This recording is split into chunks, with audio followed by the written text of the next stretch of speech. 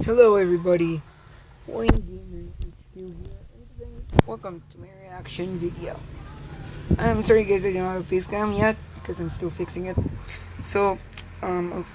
We're gonna watch 10 amazing pictures they won't show you in history books. Yeah, it's still 1:56. Maybe it's 2 because this is 30 minutes long. 13 minutes. So let's just get started. Subscribe that things. If you're subscribing right now. We have to know where we come from to know where we are going. Unfortunately, many of us were not listening to the teacher in class, but history doesn't have to be boring. In fact, it is much more interesting when you find out things teachers didn't want you to know. Have you ever seen an elephant water skiing? Make sure you watch this video to see more impressive historical pictures like this. If it's your first time visiting our channel, make sure you subscribe to The Subscribe Things them, and guys. give this Also video me. a big thumbs up. Here are 10 pictures they won't show you in history books. The bathing suit inspector. Nowadays, bikinis barely cover what has to be covered. It allows us to swim freely and make sure we don't have too many tan lines when sunbathing on the beach. But decades ago, bathing suits were much more different. In the 1800s, we couldn't even see women's legs, and the frock was buttoned up to the neck. Then in the 1900s, it looked more like women were wearing a dress made from flannel or wool fabric. It was not until the 1950s that the bikini was popularized.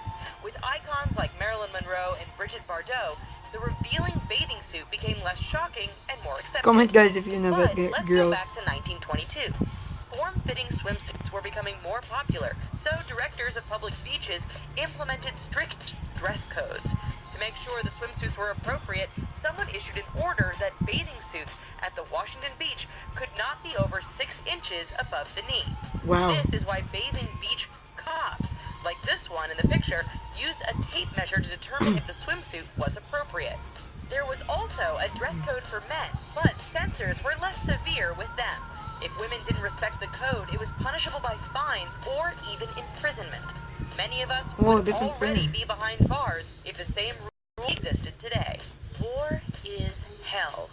We think of American soldiers as heroes, and we are right to see them this way. These courageous men and women risked their lives for their country. They are part of the reason why we are still here today. But what we don't talk about is what really happened during the war. It is not only a story of conflict between two countries, the background, but also guys. many personal stories.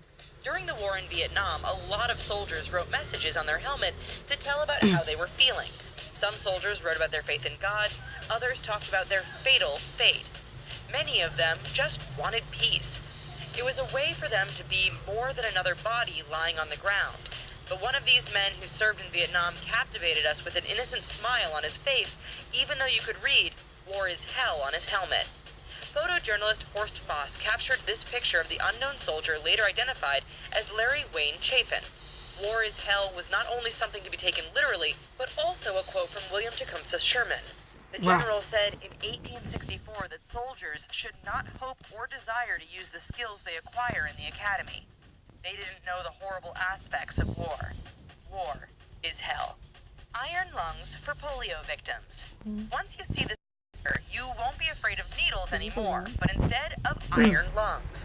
Before vaccination, more than 15,000 Americans contracted a paralyzing form of polio each year, a highly infectious disease. They weren't even able to breathe when muscles in their chest stopped working. Fortunately, physicians found a way to help the polio victims. The tank respirator, better known as the iron lung. It cost $1,500, the price of an average house at the time, but it was certainly necessary. The machine was breathing for them, changing the pressure so the lungs could expand and contract. Unfortunately, even though they had the chance to stay alive, patients could barely do anything. All they could do was looking at a mirror reflecting the room behind them. Nurses would even help them smoke. Hospital policies on smoking were really different in the 1940s. Moreover, those affected by the disease didn't only spend days in these machines. They were there for months, years, and sometimes their entire life. This girl spent 60 years in the iron lung. They were probably the most patient people in the world, but no matter what, the invention saved thousands of lives. The polio victims looked happy in these pictures, and we hope they will keep smiling. The only known meteorite victim. Everyone heard about the first man who went into space, but no one talks about the first time space decided to knock on a woman's door. In 1954 in Alabama, Ann Hodges was struck by a meteorite when she was napping on her couch. A black rock the size of a softball came out of nowhere and suddenly hit her on the thigh, leaving an enormous bruise. She first assumed that children were responsible for this, but little did she know she had become the first human to be struck by a meteorite. Meteorites usually fall in the sea or in vast remote places. According to astronomer Michael Reynolds, you have more chance of getting hit by a bolt of lightning and a hurricane at the same time. This kind of event was really rare in human history.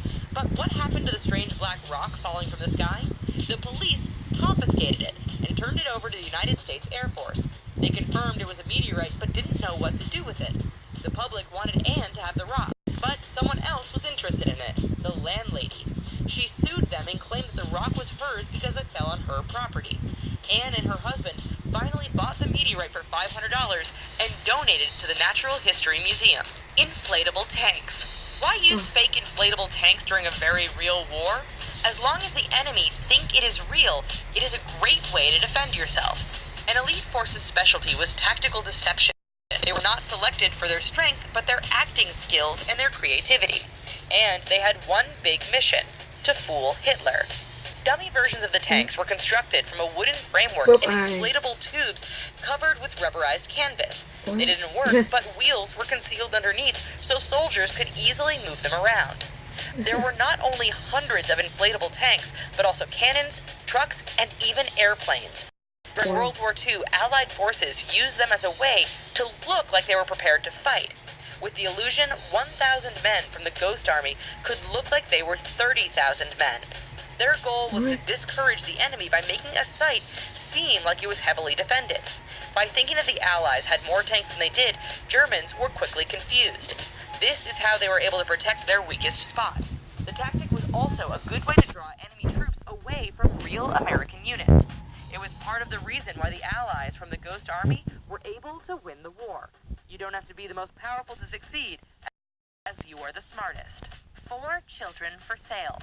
When we see a picture of a pregnant mother trying to sell her 4 children, we all hope that this photo was staged. Why would anyone want to leave their children? But unfortunately, this story was true. In Chicago in August 1948, Lucille Chalifoux and her husband did have to sell their kids. They faced eviction from their apartment, had no place to turn, and had no job. It was when they knew that they couldn't take care of their family anymore. The children were all adopted 2 years after this photo was taken and sent in different directions. One of them, Rayanne, later claimed she was sold for only $2 so her mother could have bingo money. The Chalifoux were to take care of their kids, but they were not adopted by better families. Most of them lived a really difficult life. Rayanne met her birth mother later when she was 21 years old, remembers that she didn't have any remorse or regret.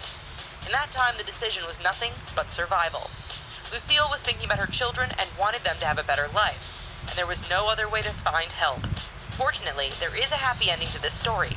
Years later, sisters Rayanne and Lana contacted each other via social media.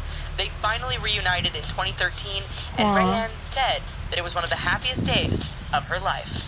The female bootleggers.